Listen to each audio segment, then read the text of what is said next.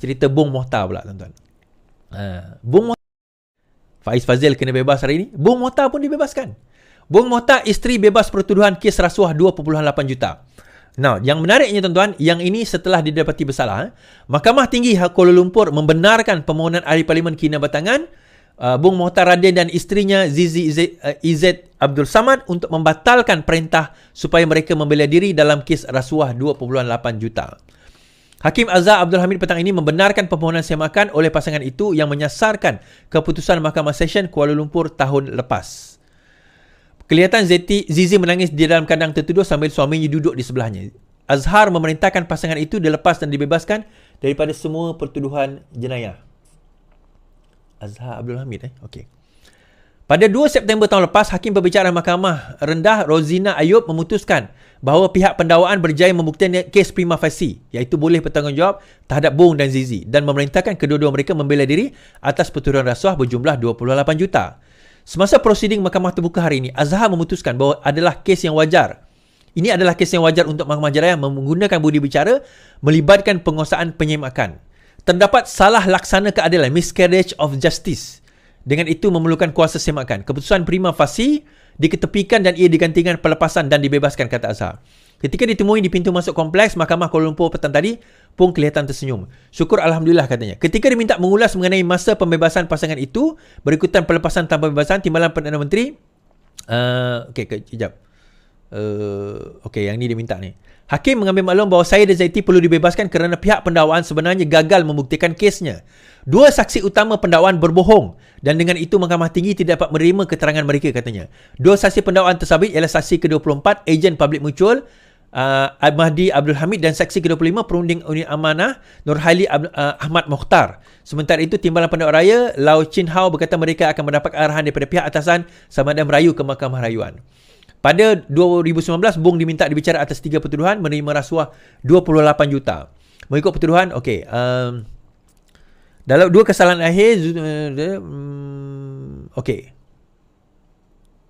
alright. Dia tak terang kat sini, ada satu surat khabar lain dia cerita pasal Faiz Fazil tadi. Tu dia kata bila bagi pada muda, cerita Faiz, akhirnya Faiz dilepas tanpa dibebas tuduhan serangan seksual. Mahkamah Magistrate memutuskan adun Pematang Pasir, bekas adun Pematang Pasir, Muhammad Faiz Fazil dibebas tanpa dilepaskan, discharge not mounting to acquittal berhubung dakwaan melakukan serangan seksual. Mahkamah membuat keputusan itu ketika sebutan kes hari ini. Berdasarkan undang-undang, tertuduh yang mendapat DNAA boleh didakwa semula atas pertuduhan serupa pada masa akan datang. Ketika dihubungi media, Faiz mengesahkan Magistrate Muhammad Sufian Jaafar memutuskan perkara itu apabila pihak pendakwaan memohon untuk menarik balik pertuduhan setelah pejuang negara menerima representasi yang difailkan pihaknya. Benar, Timbalan Pendakwa Raya menerima representasi yang dihantar pembelaan pada 17 Ogos. Alhamdulillah, representasi dibuat berdasarkan fakta. Pada 9 Jun, Faiz mengaku tidak bersalah atas kes melakukan serangan seksual di bawah Seksyen 354 Kanun Keseksaan. Menurut kertas tertuduh, dia tuduh menggunakan kekerasan jenayah dengan niat hendak mencabul kehormatan seorang wanita berusia 31 tahun pada 8 Mac. Pada 9.45 malam dan 11.30 malam ketika mereka berdua berada di sebuah kereta dari pusat membeli belah Sunway Pyramid ke Subang Jaya. Wanita yang didakwa mangsa itu kena pasti oleh portal dalam talian Malaysia Now pada laporan 24 Mac sebagai ahli PKR.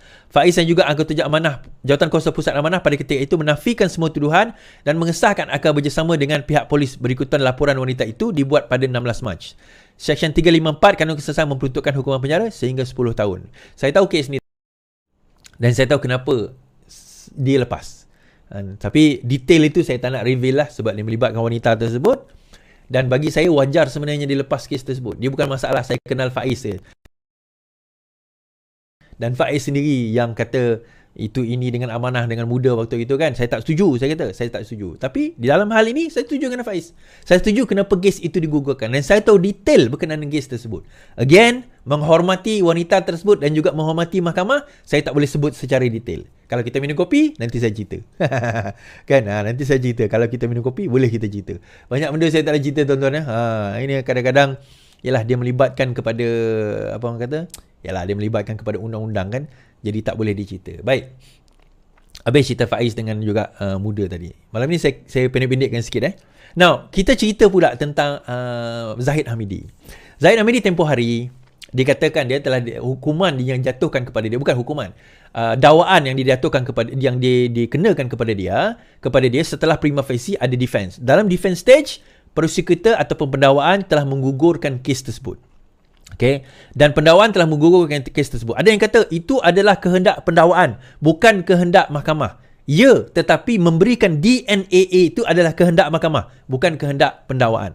So, dia bagi kepada pendakwa memberikan kepada hakim bahawa mereka hendak hold dulu. Hold. Dia bukan kata buang. Hold dulu kes itu atas kerana ada beberapa imaging facts yang baru. So, mahkamah kata, baik, kita hold dan kita bagi DNAA, discharge not amounting to acquittal. So, dia di hold dahulu.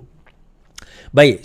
Dan juga siasatan akan diteruskan oleh Azam Baki.